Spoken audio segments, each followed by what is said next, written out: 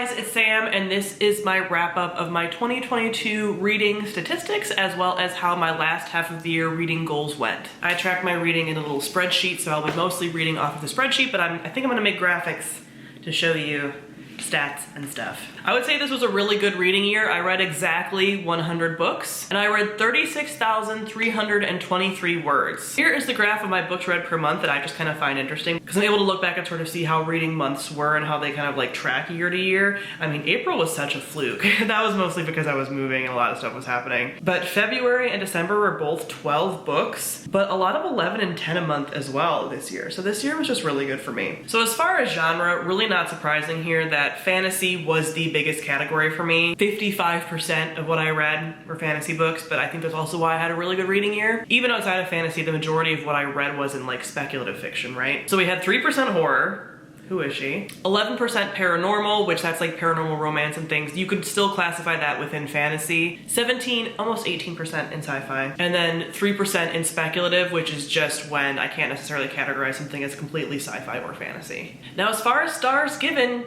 I like the looks of this chart. 16% 5 stars, 42% 4 stars, 37 and 3, 4, 2, and 1 star. Love it. Now, as far as the types of reading, I break this down into whether it's a trilogy, a duology, a standalone, companion, etc. So overwhelmingly, I read books in series, whether that's actual series, you know, more than 3 books, trilogies, duologies, things like that. So only 36% were standalone, with everything else being a part of a series in some way. 24% series, which is above, again, 3 books, 31% trilogy, and 8 duology and 1 companion. I will say a pretty notable stat is that I had 12 rereads this year, and all of those tended to be like 5 stars that I was rereading for like series and stuff to continue on with series. And only 2 DNFs, which is why I really didn't talk about them. I think I talked about them the months that I did DNF them, but I'm thinking, I'll talk about this more in my other video that'll be about my 2023 goals.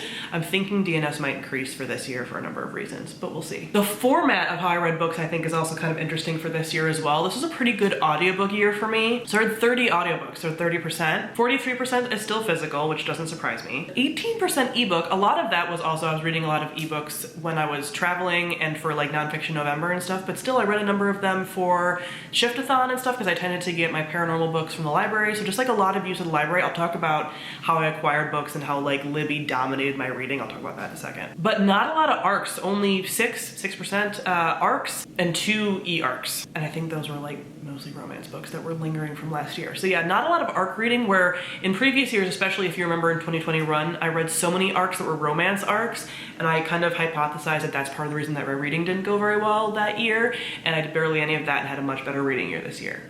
Correlation, causation, who knows, but I do think that they're connected. So as far as acquired from, again, I find this really interesting, 42% was Libby.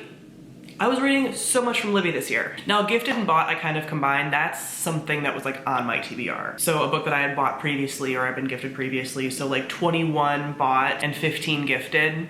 Yeah. Then only 2 from NetGalley, about 10 from publishers that they just sent to me. They usually asked me first, like, are you interested in reading this thing, or I requested it from them. 5 from a book box that wasn't Book of the Month. So because I work with Book of the Month, I put that kind of separately. So I only ended up reading 2 from Book of the Month, which seems low. And then 5, the other 5% are probably just like previous book boxes that I was eventually clearing off my TBR shelf. I don't think I have very many like from old book boxes anymore left over on my TBR. So yeah, as far as like bought, borrowed, and owned, like 48% of what was already on my shelf, and 39% of the books I borrowed, and about 13 were bought or like bought for me again, gift-wise. So as far as the age range of what I was reading, this is also not surprising to me at all. This is about how it has trended in previous years. 84% adult, 16% YA.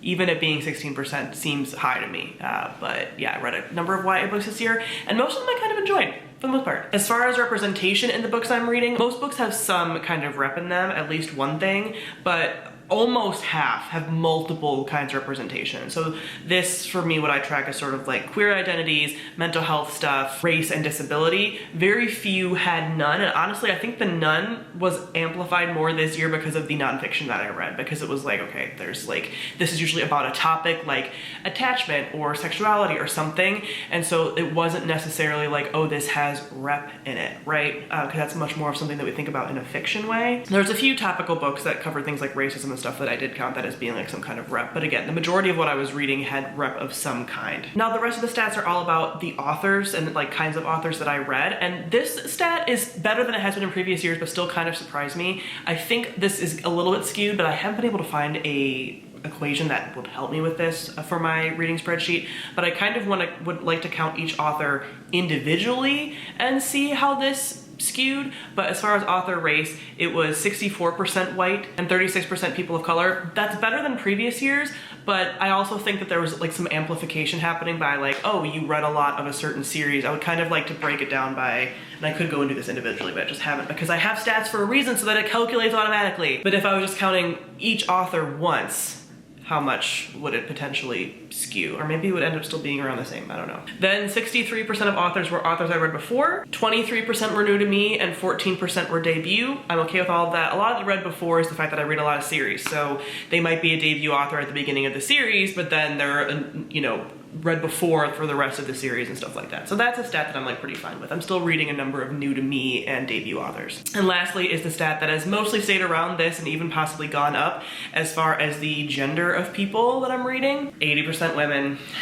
Yes, city girls up, we love to see it. 10% men, and then we had 5% multiple, so it was written by multiple authors, and 5% non-binary or trans. So again, I'm happy with that number. I would like to maybe increase the non-binary and trans authors, but again, that's kind of like what's being published, what am I seeing, what am I, you know, enjoying, things like that. I feel like we're seeing a lot more, and I could be a little wrong in this, but from what I've been seeing online, we're seeing a lot more non-binary and trans people being published within like contemporary, you know, like contemporary romance and things like that, which is great, and even in like YA and stuff, but I get those are genre that I'm not tending to read as much of, so I'm not sure we're necessarily seeing a ton of it in like adult fantasy. I feel like we might see a little bit more in adult science fiction though. So again, would love to continue to increase my science fiction reading because I do really enjoy that when I do that. But yeah, those are my stats and my roundup, and I'm very happy with my stats for this year. I'm very pleased.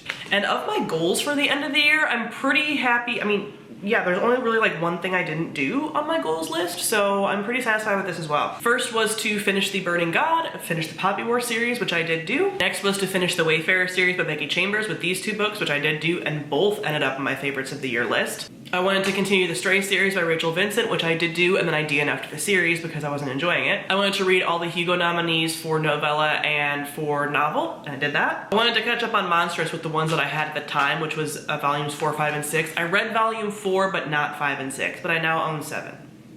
So that'll probably come in next year, or well, this year, 2023. And I also said in general over the year that I wanted to read more sci-fi. I did do that more so than I did last year. So this year I read 16 books, about 18%, and last year I only read 6 books, about 9% of what I read. So that's still a number I would like to kind of increase, but I just sometimes forget about sci-fi or I don't have it on my shelf. But when I do read it, I tend to really enjoy it, so.